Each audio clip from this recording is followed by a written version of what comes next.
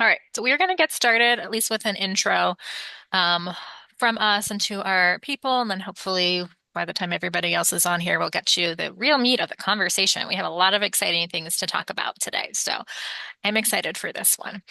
All right, so first of all, I'm Dina. Hi, everybody. I run WorkStream nonprofit. We help organizations run more efficiently.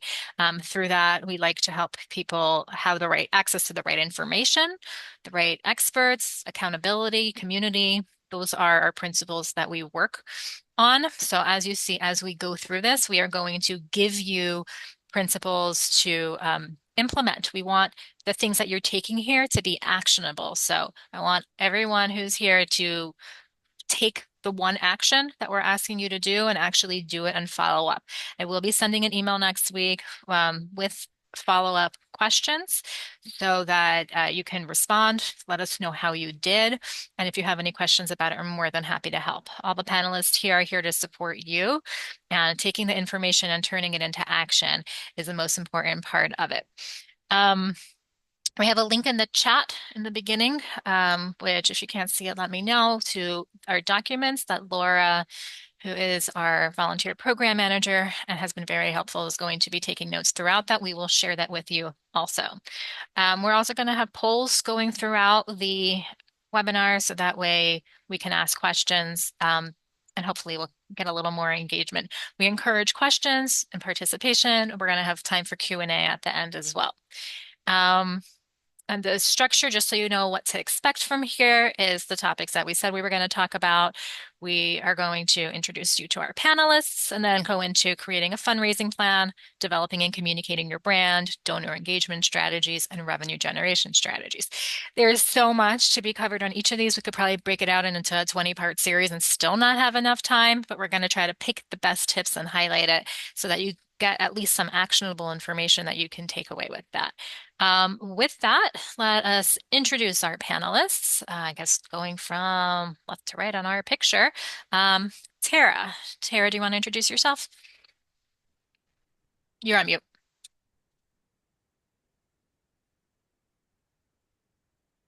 You would think after 5 years of this, I would have this down, right? Yeah.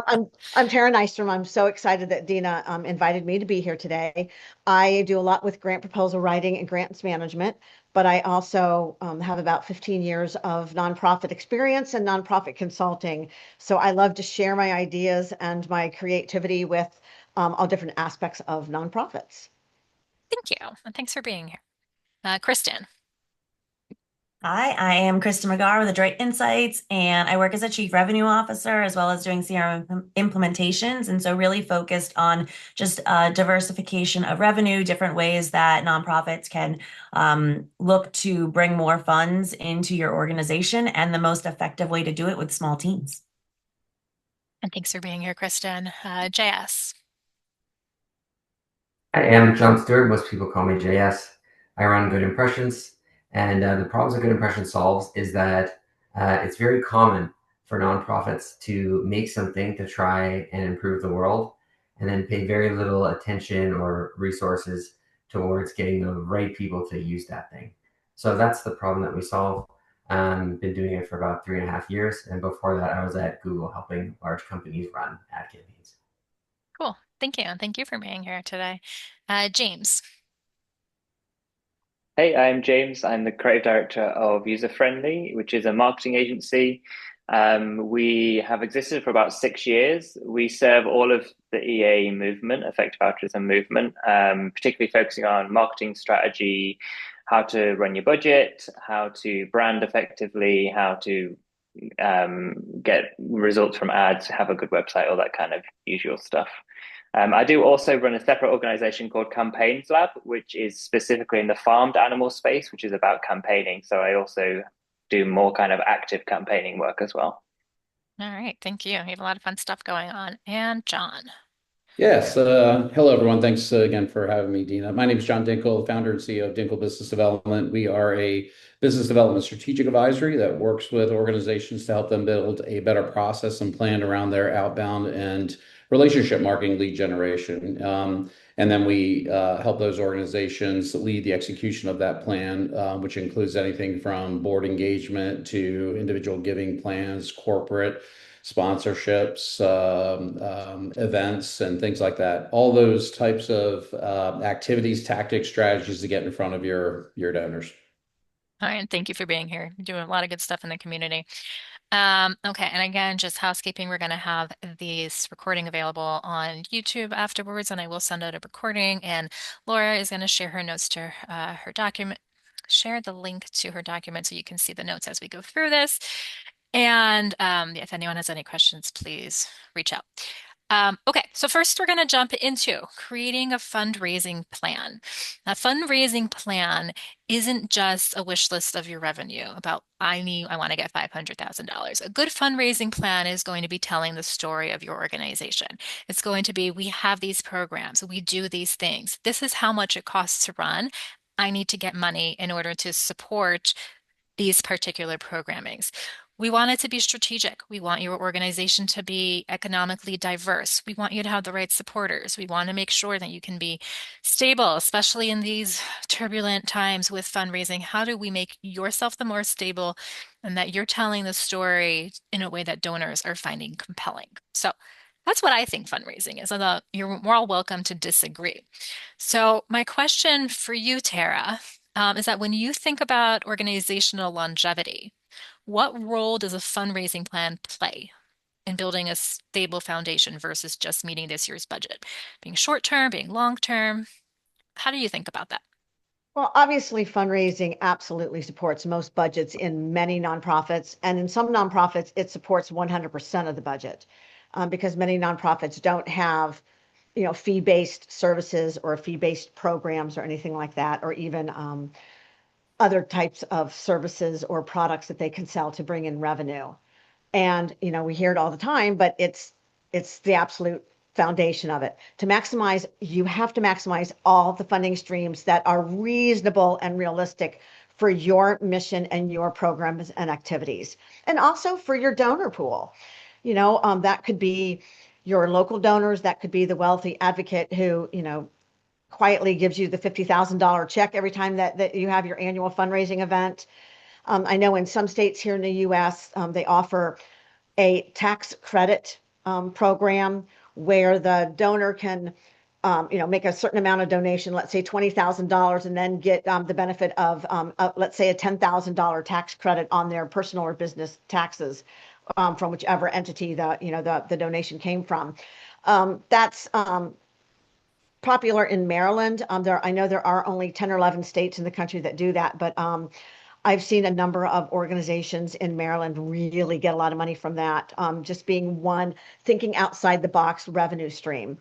I have found over the years, I started doing this years ago, but going out to other parts of the country on your computer, seeing what other organizations in different parts of the country are doing that are similar to your organization. It's very hard in 2025 to be original, but you can kind of get different ideas or different ways other organizations similar to yours are doing things. And that can be kind of energizing and that can bring in even more money. Yeah, that is interesting. John, would you have anything to add to that? Yeah, definitely. I think a metric-driven fundraising plan takes a huge role and plays a huge role in organizational longevity because a fundraising plan should contain both short-term and long-term goals, as you mentioned, and it's a roadmap. It's a playbook, right? It should outline what you want to accomplish in the immediate time frame and how you can leverage your board, your current connections, your current donors to meet those short-term goals. But then it also should outline what long-term strategies you should include in your plan that can lay the groundwork for future success. So as we know, I mean, many fundraising strategies take time, especially if you're adopting new ones. So whether you're revamping your individual giving plan, starting a social enterprise, or building more deeper relationships with the corporate community, those things take time. So having those long-term strategies in your plan can ensure you're staying on track with those objectives and revenue milestones. And you have to start somewhere. I mean, so building that out in a fundraising plan at the beginning of your fiscal year can help you roadmap it, help you meet those milestones, see what's working, see what's not.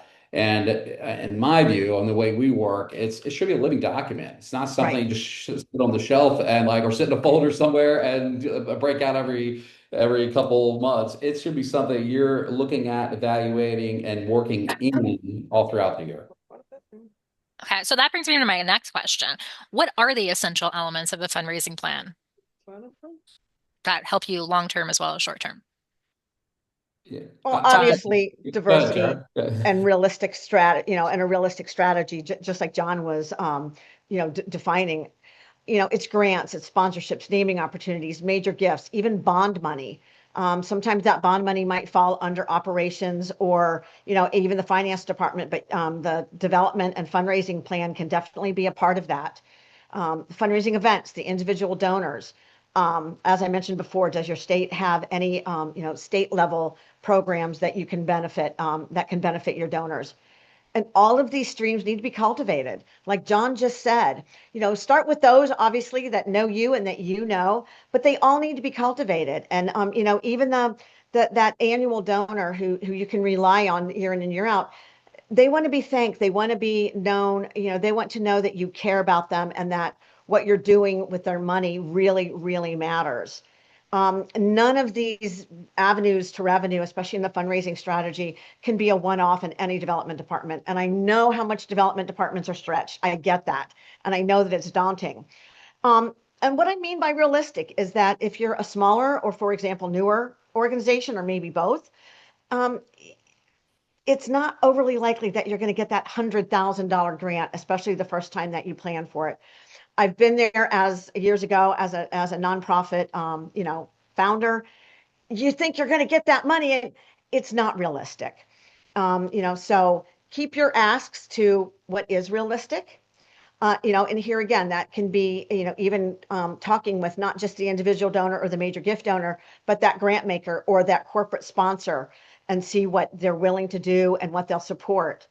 Um, Realistic means that even if you're a $45 million hospice, that sometimes you simply don't align for those big state grants, or I know federal's a little funky right now, but sometimes you just don't align, even if you're a very large organization. Being realistic means that, that $50,000 gift from your wealthy advocate usually just doesn't show up in the mailbox. You have to cultivate who you've known from the past and who your neighbor might know and all of those things. And I think John alluded to that very thoroughly. Hmm. It means that as your database grows, being realistic, it has to be segmented. It has to be targeted. You can't send the same appeal to every single category or every single member of your donor base. And I have a couple suggestions about that in the next couple of questions. But it has to be realistic. Yeah. Keep it realistic. John, what would you add to that? Yeah, I would add for us, I think there's four essential elements. There's a vision statement, so what do you want the plan to accomplish in the long term? There's the second thing are establishing SMART goals. What are those specific, measurable, achievable, relevant, time-bound goals?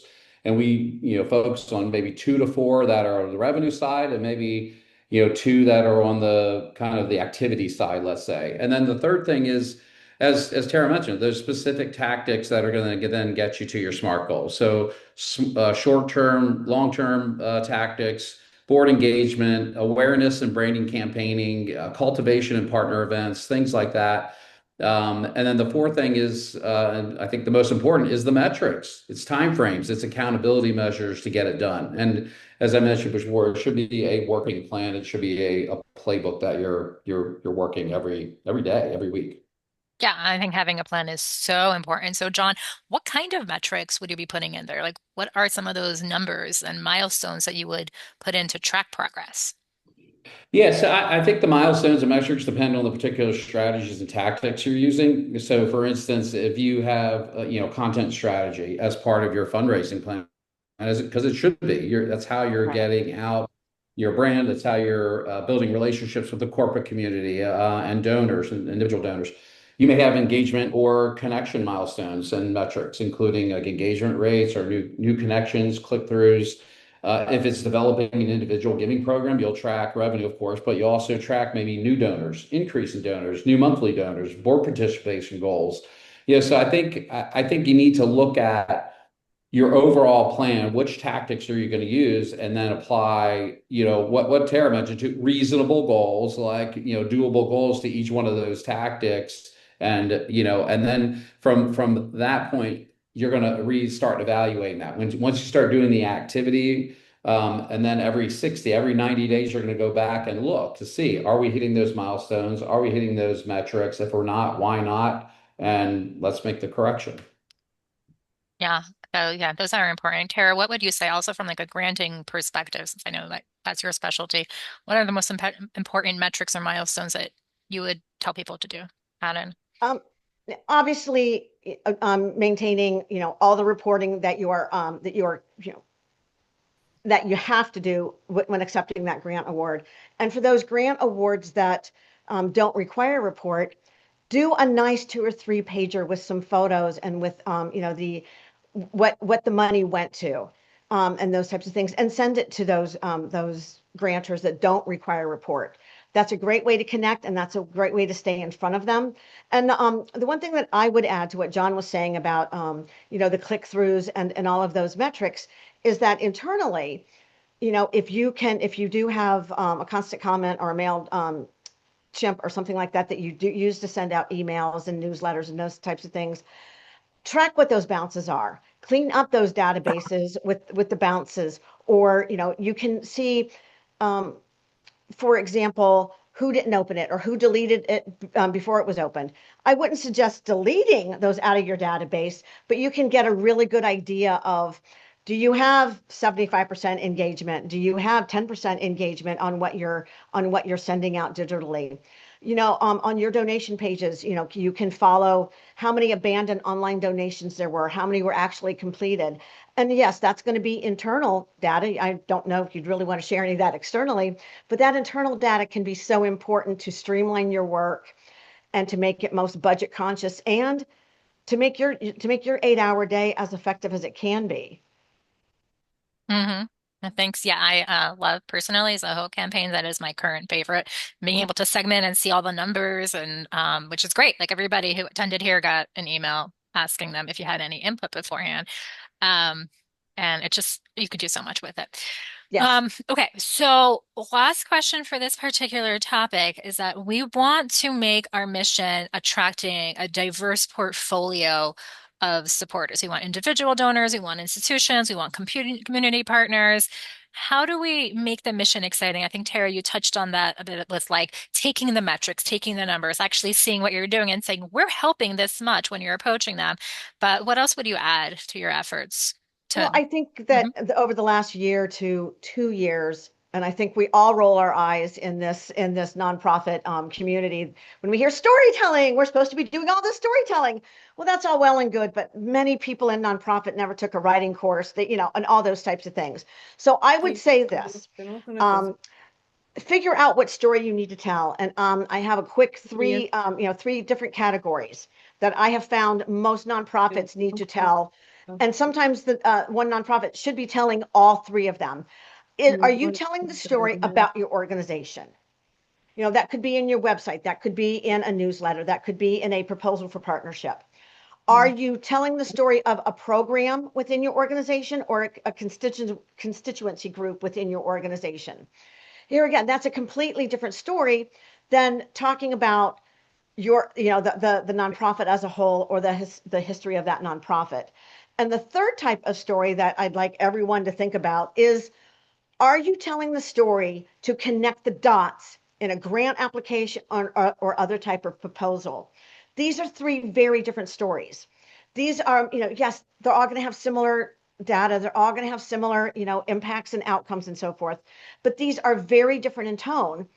And that's going to depend upon, here again, your segments. Is this a newsletter blurb, or is this an appeal email? Are you writing, a donor, an impact report, or an annual report? So I would think about one of each, which of those three types of stories are you talking about in this particular form of communication that you're doing right this minute, or that you're focusing on? I think that is probably a great segue into our next topic, which is about developing and communicating your brand. But before we do that, John, would you add anything onto that? I thought that was great what Tara said. And the only thing I would say to add to that, a different way to maybe say it is just you need to understand what motivates those diverse types of supporters that will then want to give to your mission, and then think about how you can translate that motivation to your mission. So a corporate donor is going to have maybe a different motivation than an individual donor. And so you just need to really understand that, tap into that motivation. All right. Well, thank you. All Couldn't right. agree more with John on that one. Um, okay. So we actually, hold on. This is the wrong poll. Sorry. I'll share the new one. That was here, launch this one. Okay. As we move into branding, the poll is here. Are you able to give an off-the-cuff phrase or sentence that consistently captures the brand story for your nonprofit that we can communicate, which really feeds on what we were all saying right now? Branding is a foundation of your relationships. It's with every company. We see the Coke symbol and you could see a fraction of it and you know what brand it belongs to. It's a connection. It's this trust. It's when you're out there, people know who you are. They know that you have a history behind you. It creates an emotional connection. That's people are connected to you year over year.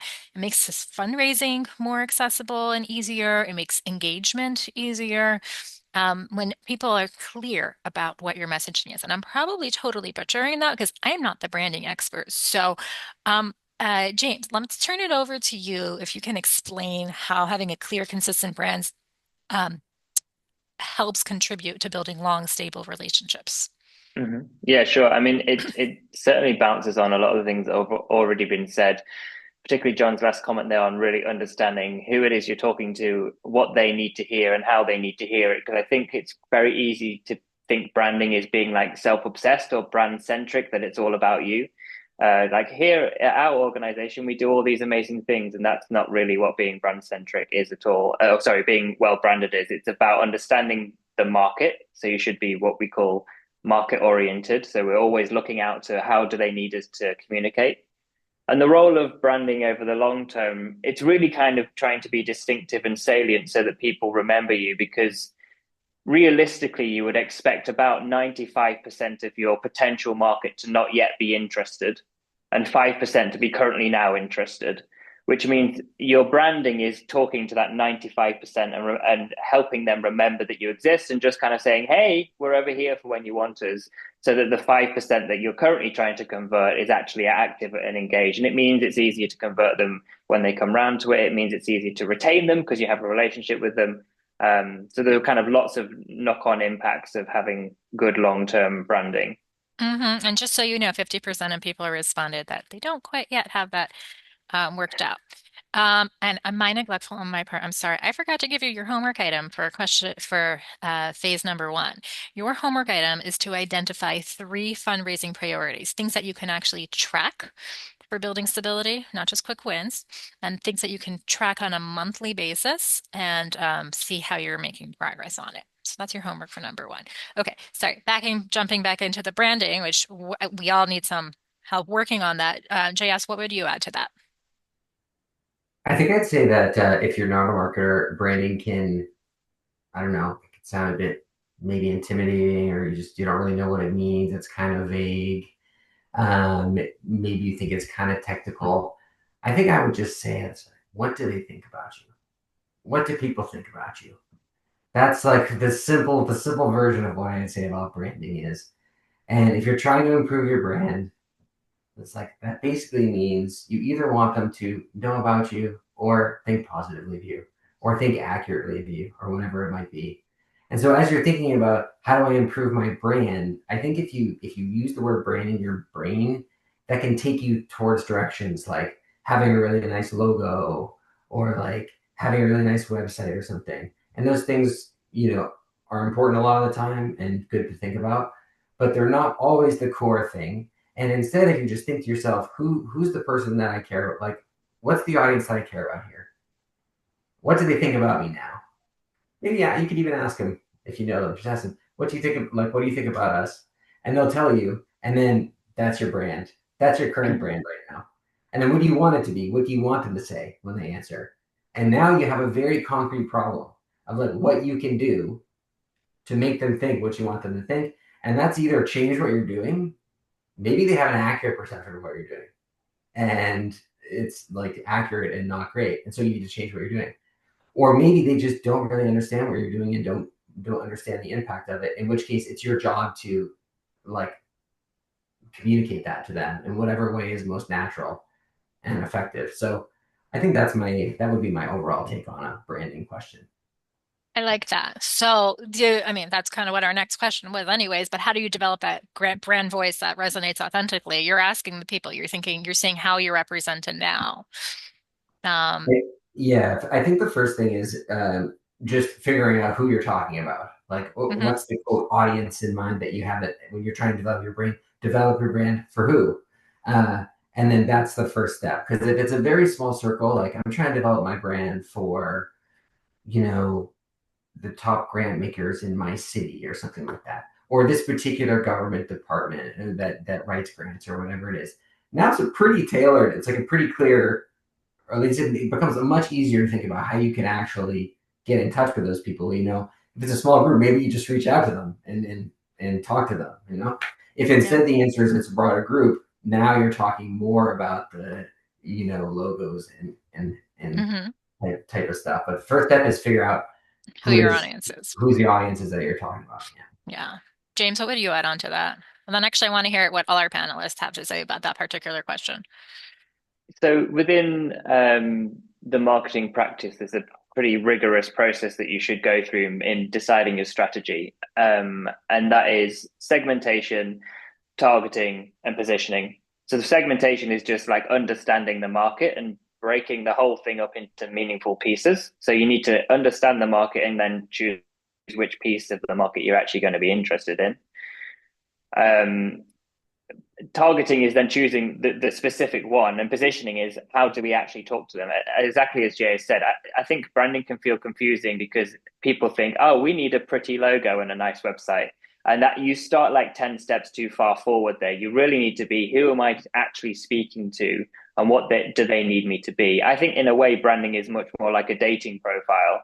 You know who it is you want to have a date with. What picture do I need to use? Do I need to say I like dogs or that I like going for long walks? Whatever it may be. And it's not about what we want to say, it's about what they need to hear. So you should be going through that process and remembering that branding is strategic. It's not about making something pretty, it's about what is the job of the brand.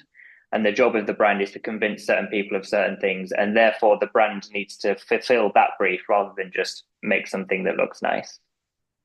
Yeah, that is very helpful. John, would you add anything?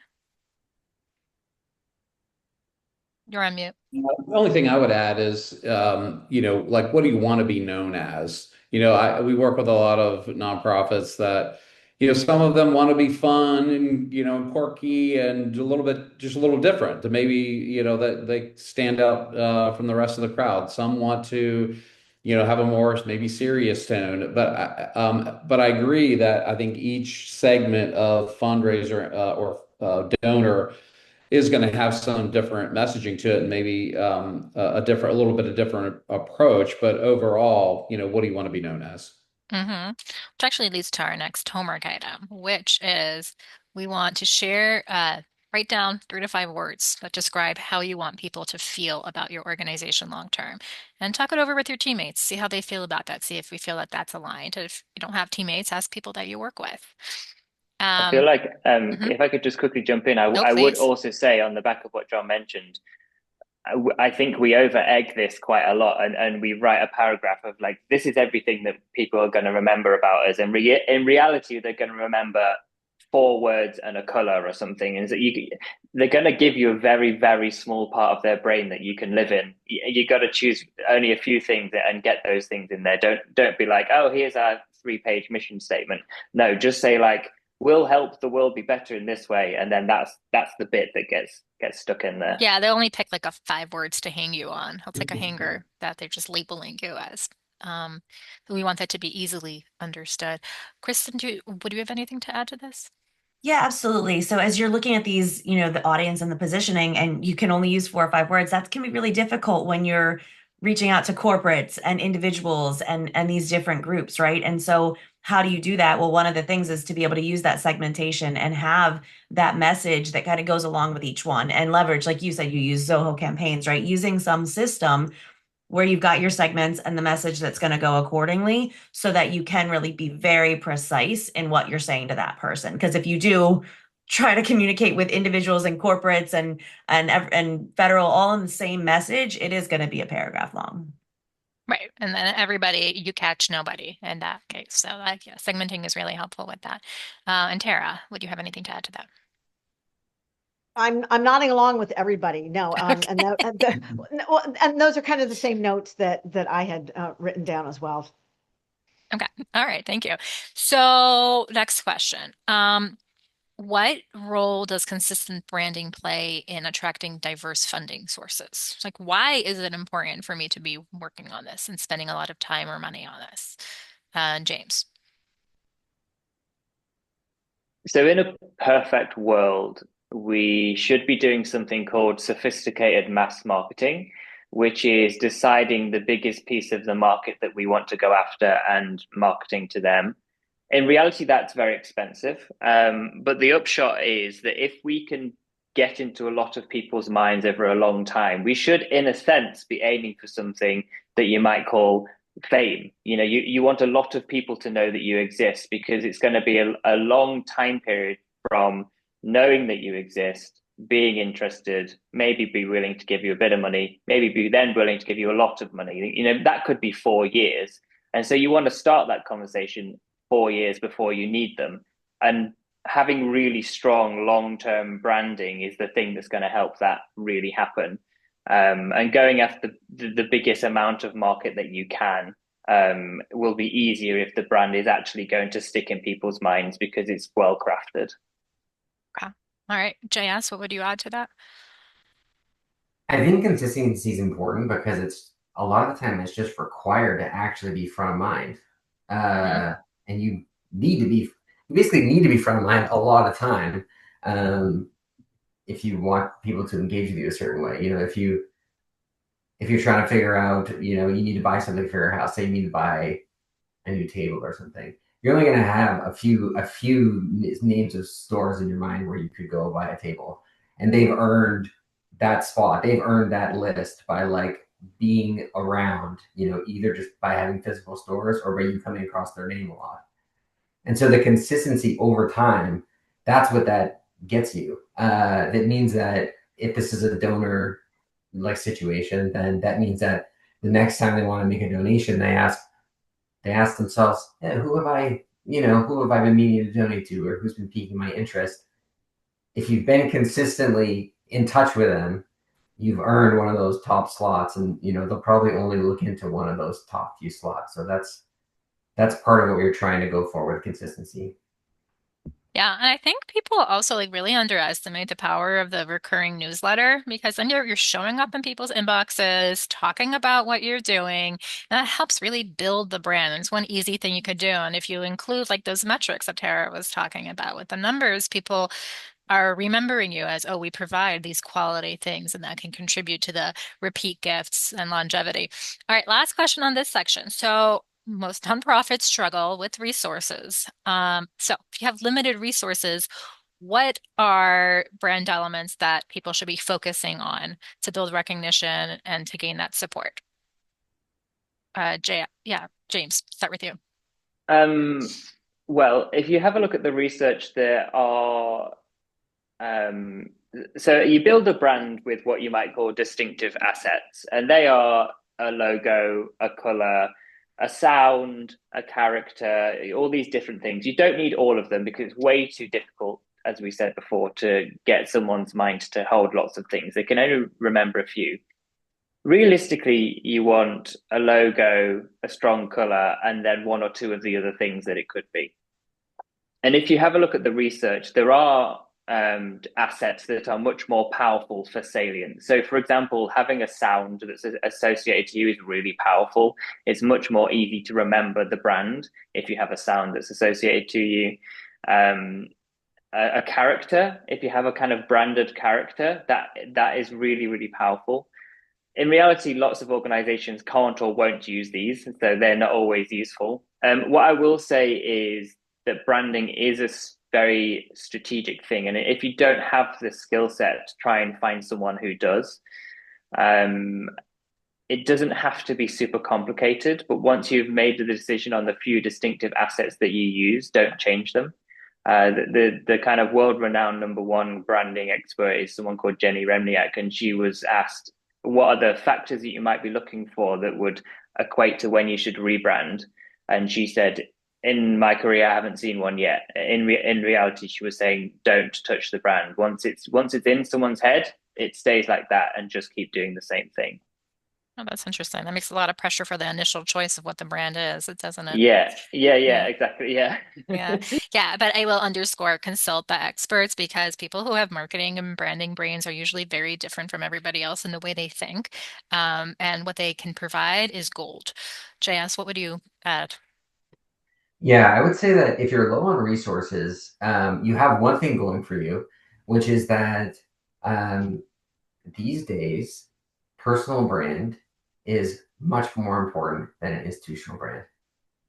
And when you think of investing resources into branding, a lot of the time it's like the kind of corporate type things that you would need, you think an organization would need to have, like in order to be doing a good job when it comes to branding. And all that stuff is true and real. And I agree with everything James said. I also think that if you're like a cash strapped nonprofit and you don't have a lot of time or energy, I think you building your personal brand, and by that I mean like post on LinkedIn, post on LinkedIn once a week for a year. Like I think that's a low effort, low resource thing to do that is huge returns. I've been doing it recently. It wouldn't look like it's been successful from the outside, but the offers and requests that have come in through the back channels have been incredible. So I'd say if you're cash strapped, consider just working on your personal brand by doing things that are free, like posting on LinkedIn. Yeah. I definitely see that also. So people, you'll be the thought leader for them. Um, Kristen, I'm curious about your thoughts on the brand as it relates to the attracting donors. Yeah, so when you look at brand, it's that it's being unique, right? Unique enough. If you could use like the banana test, if whatever you put in there could apply to 10 of the other organizations out there doing the same thing, be a little bit more unique in it, right? If you could throw the word banana in there and it still applies, it's probably not a compelling enough messaging. And so just really looking at the language that you're using in that. You want to emote something from people, and the personal brands are what are doing that. To what JS's point is, people need to feel something, and yes, they can feel for your organization, but they feel connected with you personally as well. It makes a huge difference. All right, thank you. So now we're going to move into our donor engagement strategy. So quick poll number 2. That's the one that I started earlier by accident. Um, We launch poll. How intentional is your donor engagement approach? Now, the way I see donor engagement is that how much are you talking to your donors? Are you communicating with them, building the relationships? It's a very similar parallel to the sales cycle. Everyone knows if you want to be able to sell to somebody, you need to have a relationship with them. People are buying based on their connection with you, which goes back to the personal branding that we were talking about. So we want to have touch points. We want to keep people involved. And that's really the concept of what we're thinking of when we're talking about building our donor engagement strategies. So yes, we'd love for all of you to have it be intentional, not just 7%. Yeah, let me share our poll results so we can see what we are working with. I'm glad to see that everybody is, at least, well, most people are somewhat intentional. By the end of this, I want you all to be very intentional. That is the goal. So donor engagement tactics, John, that actually build the long-term relationships. What are some tactics?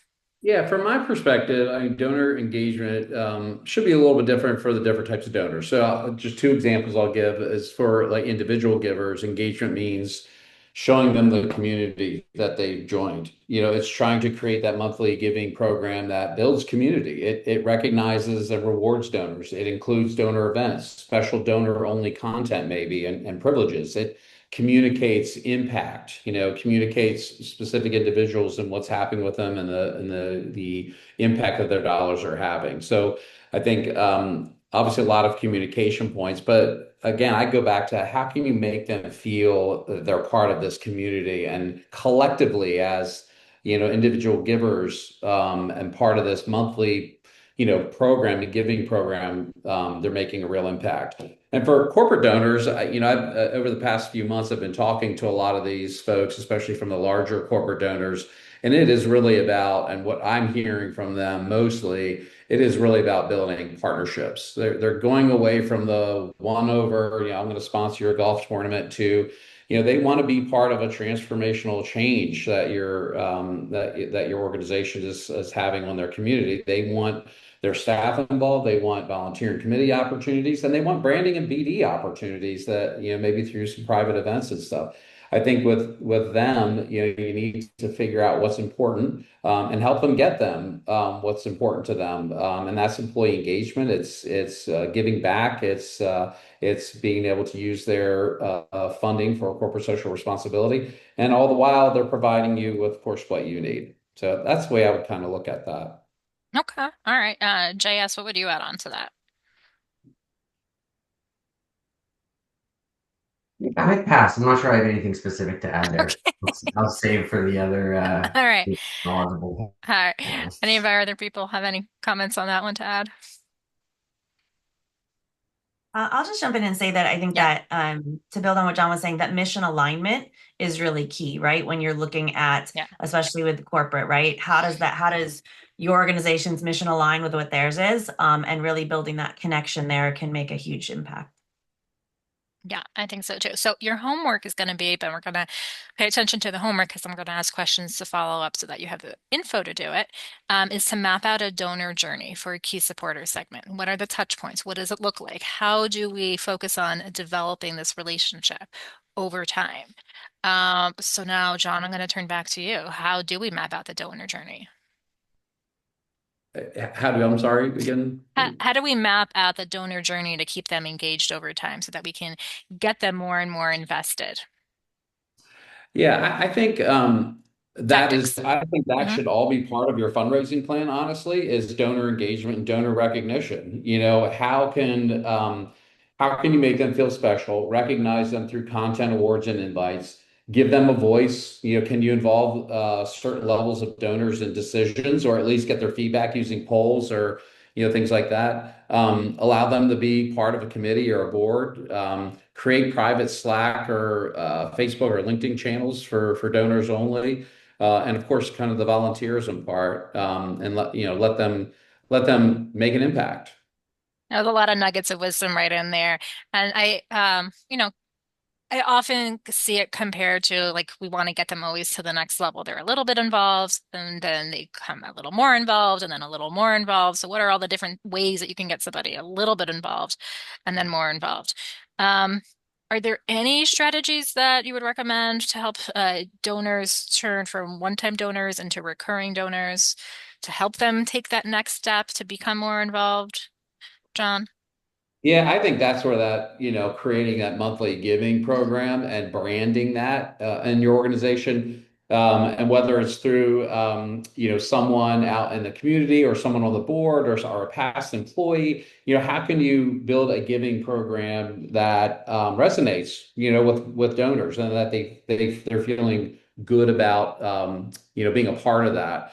And again, that they're going to be, celebrated, and maybe that's through donor profiles and on LinkedIn or newsletters, as special thank you letters from, the constituency or board.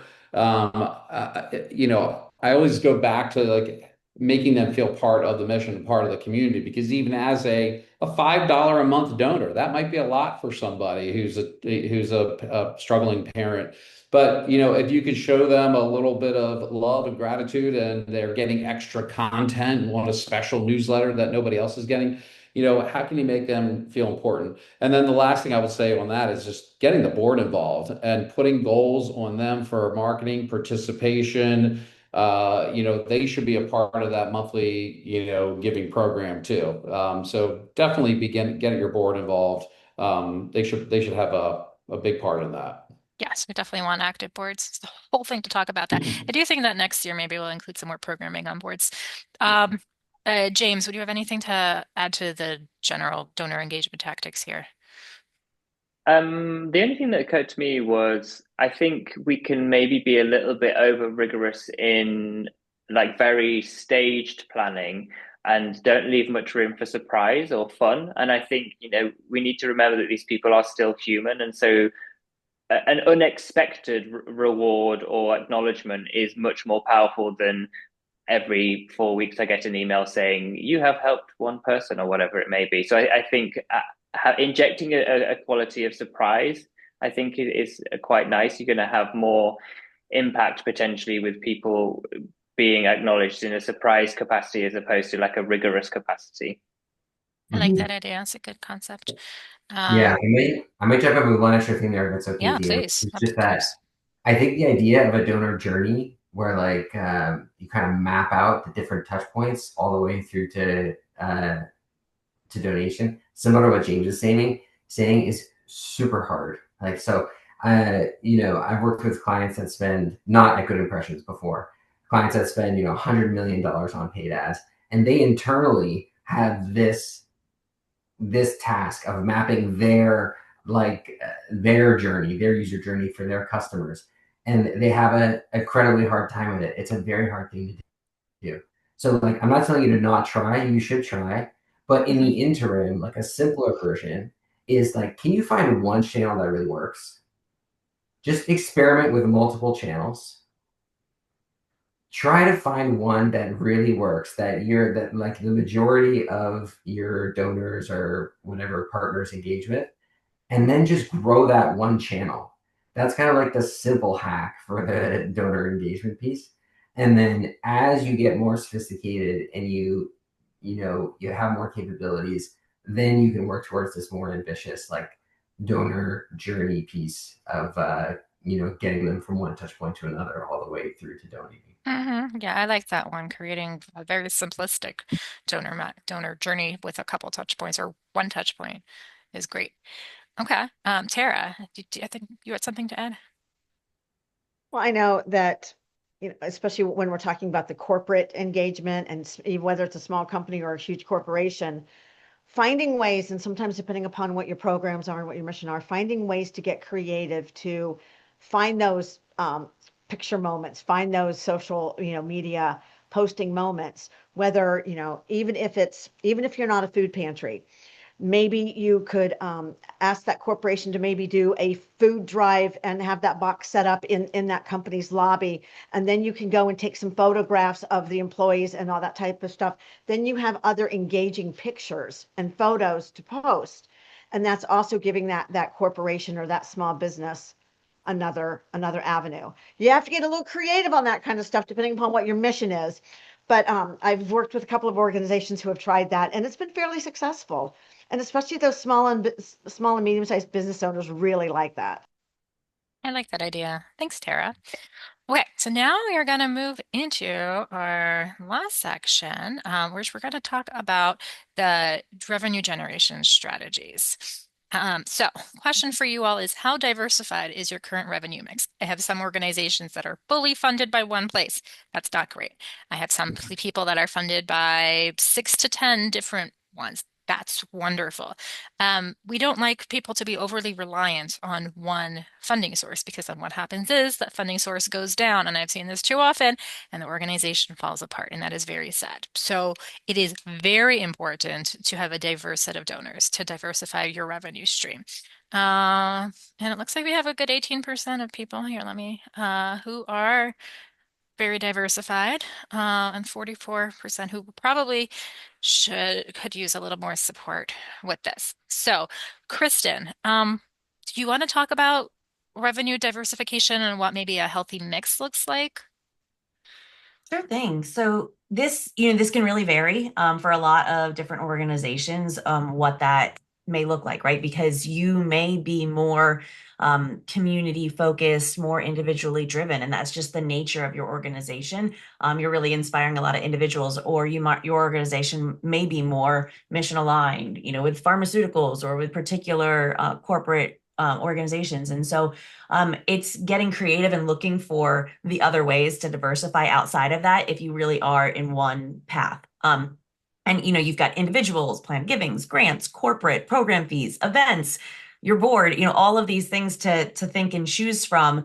And the best way that I like to look at it is kind of list all of them out and put in what are your percentages? Where are you at right now on each of those? But then what's the risk factor also involved, right? If you have an area that, you are really perfectly slated for, you're doing well in it, and maybe it is 40% of your revenue, but it's stable and it doesn't have a lot of risk factors in the environment that make it more volatile, it could be still a strong way for you. So not to say you can't have a lot of your eggs in one basket, but that basket's got to be really sturdy, right? And so just being mindful of that piece. Yeah, that's an excellent point. So for the organizations that are over dependent on one or two sources, like what would be some easy steps that you can take to build more diversified revenue? Yeah, so start looking for those other areas of alignment, right? How does your mission resonate with everyday donors, right? What is something that makes them impulsively want to donate to you, right? If there's that impulse feel for them, that's a great way to do it. I mentioned earlier corporate alignment, right? Is your mission aligned with anybody? What does that look like? Finding an ROI for those sponsors, those institutional alignments, that the panel here has mentioned, like what do those sponsors want, right? They don't want, your typical golf tournament like logo anymore. They want something more. So what does that look like and what can you be offering for them? And with grants, Tara was talking about those. Don't go after a grant that doesn't make sense for you, right? You don't go after $1 million grant if your organization is really only doing 250K a year, right? It's not a good fit. So find the ones that are and build up from there. And then think about your board. Maybe they're not contributing right now, but who do they know? What are their connections? Start leveraging their connections to expand your areas of giving. Thanks, Tara. Thanks, Kristen. That was helpful. Tara, from the grant perspective, can you comment on that? On diversifying revenue streams? Yeah, it's, not becoming complacent. I mean, I think if your organization, for example, has been around for a while, you're used to those same old family foundations who you do the application very similar every year, and you can count on that check coming in. We can't rely on that solely anymore.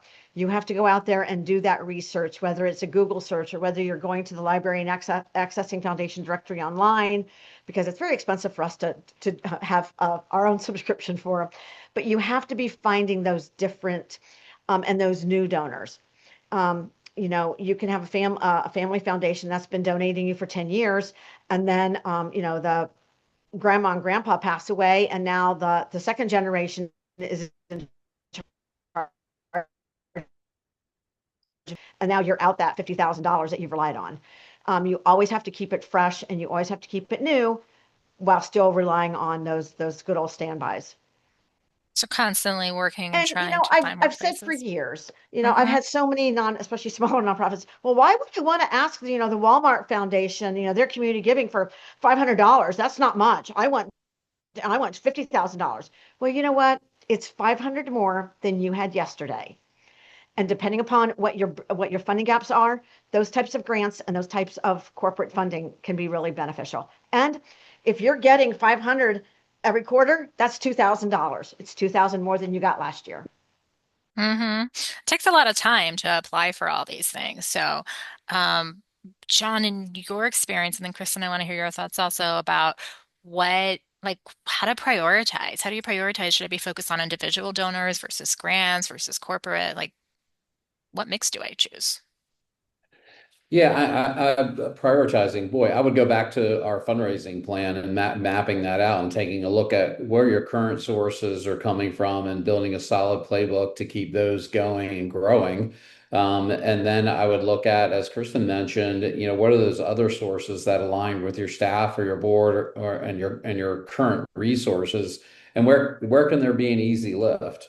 You want to kind of try to identify the funding sources where you can spend the least amount of time and get the most amount of impact. So trying to prioritize those while you're shoring up and hopefully improving kind of your current sources of income. Mm-hmm. That's a good one. Kristen, what would you add? Yeah, so I really like to look at this from a 50-30-20 rule. That's kind Okay. of relatively easy to remember. Yeah. But really 50% should be focused kind of on that immediate income. What do you need to be doing? Like when you're spending your time, what should that look like? And this should be built into that fundraising plan, right? It should be broken down in this way. That 30% is really this long-term development, these strategic relationships, sustainability, right? Maybe it's just reinvesting of some of those funds to make your organization more self-sustaining and not reliant on those big contributions, especially if you suddenly got a 30% spike this year you weren't thinking of. Reinvest that elsewhere to be able to have it be generating. And then the last part is that 20%, that strategic relationships, those cultivating partnerships. Like, John had reinforced the board. What other partnerships or relationships are out there? And so this is going to give us this great mix of immediate needs being met as well as building us for long term. So much we get in this, okay, what am I doing for this year? What's my current plan for this year? And we keep doing that year after year after year and chasing this same target. And we really have to just take a step back on our tiny teams and dedicate some of that time to this long-term strategy. Yes, Kristen, that was a great answer. And your homework item, everybody, is to choose one revenue diversification strategy that you're going to try out. And so hopefully we'll build your long-term sustainability. So choose one. So I am going to switch over. I know we are about time to our Q&A, but first I am launching a poll because we would love everybody's feedback on this. We are going to um, go over here. I think this is the one we wanted.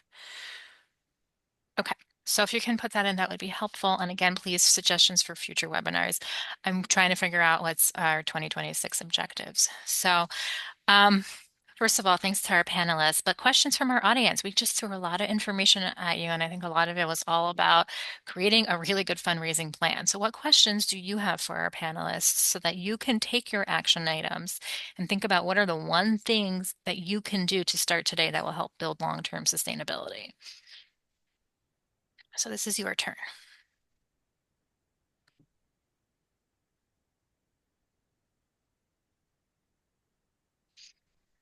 While people are thinking about questions, or if they don't have any, closing thoughts from our presenters. I will just go in order of my screen. John, you're first. I would just say fall back on the plan. Use a good project management app like Monday.com or Asana to kind of help you put together an outline for that. But use those four basic, kind of steps in the plan that I outlined, and I think it'll be well on your way.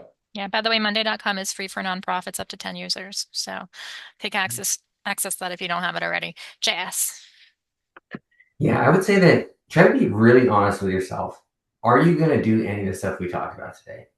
And if the answer in your mind is no, I'm not going to do any of that stuff, then think about what you actually can do. And I'll go back to it. Just post on LinkedIn once a week. You can just do that. By far the most common mistake that we see organizations make is that they just don't communicate at all. That's the biggest problem, like 90% of the time.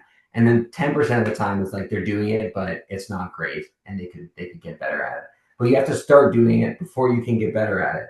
So if you're honest with yourself and you're not going to do what we talked about today, just pick a small thing like Pick one posting thing. once a week and just do it. Yeah, I love that one thing mentality. I really do. It's like just pick one thing. All right, question from our audience. If we don't have a large audience yet for a newsletter, what tips do you have for expanding our individual donor base?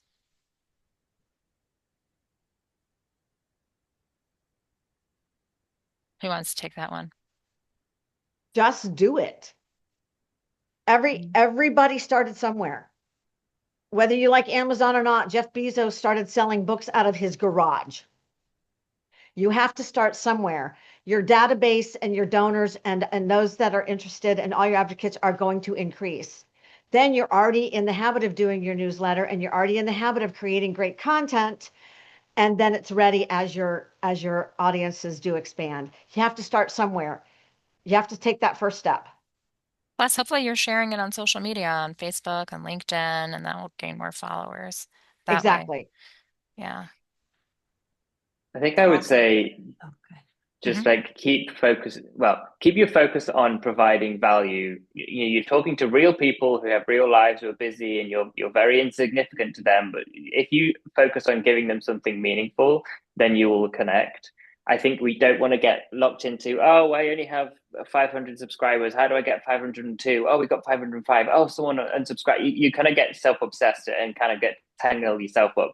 Just remember, you're people talking to people, deliver something of value because you're borrowing their time and their time is precious. So just if you stick to that and keep trying to do that, it will grow.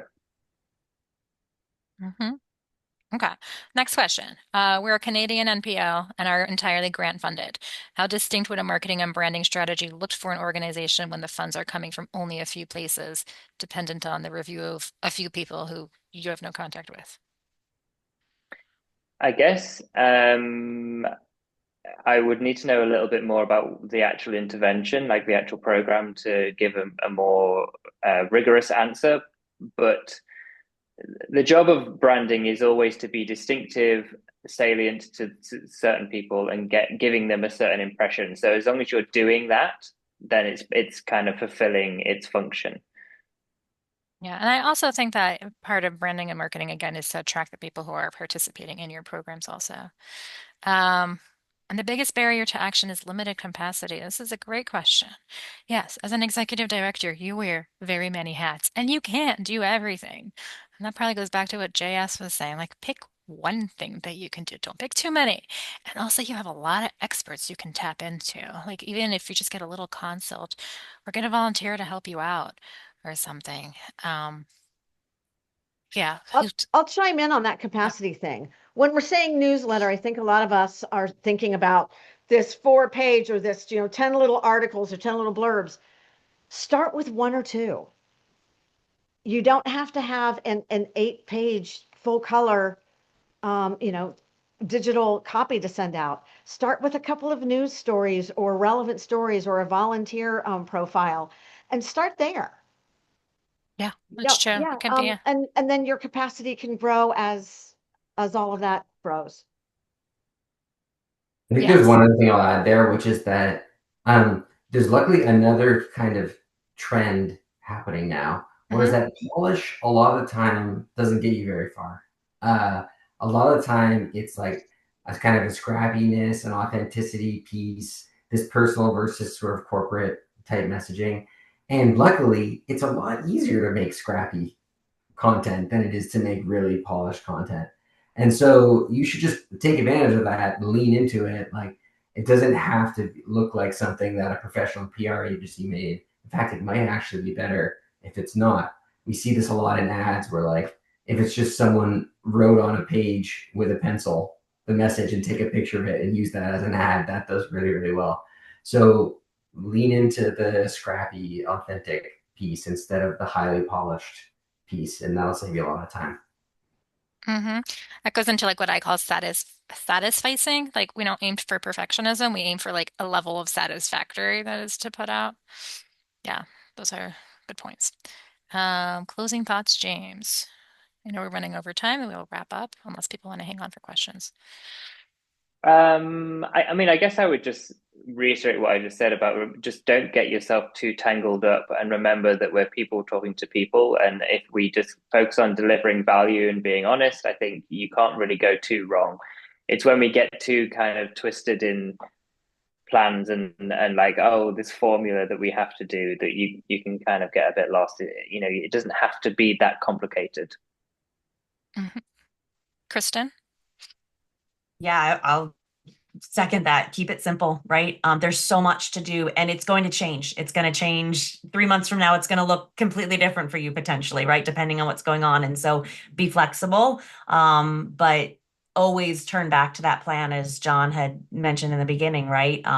Keep that flexibility going, but don't forget what your core is, that you came up with it for a reason. Thanks. And Tara? I know we've talked about, there's different stories for different audiences, but keep in mind that so much of what you already have in your grant applications or in last year's newsletters or last week's board report, it can all be repurposed. Don't reinvent the wheel every single time you open a fresh document, regardless of what the story has to be or the audience. Yeah, Everything should be repurposed, really, ideally. All right, this has been really, really great. I think I got a lot of really actionable stuff. Thank you so much to our panelists for being here and participating in this. Again, we will be sending out an email to everybody with a summary, action items. I'll be following up. It'll go on YouTube. And I'm also going to include a link for our input for next year because you, as our participants, are the ones who know what you need. So I'll give you some options and tell me which ones will be the most helpful to there. So thanks all for joining. And I look forward to seeing you around in our future things.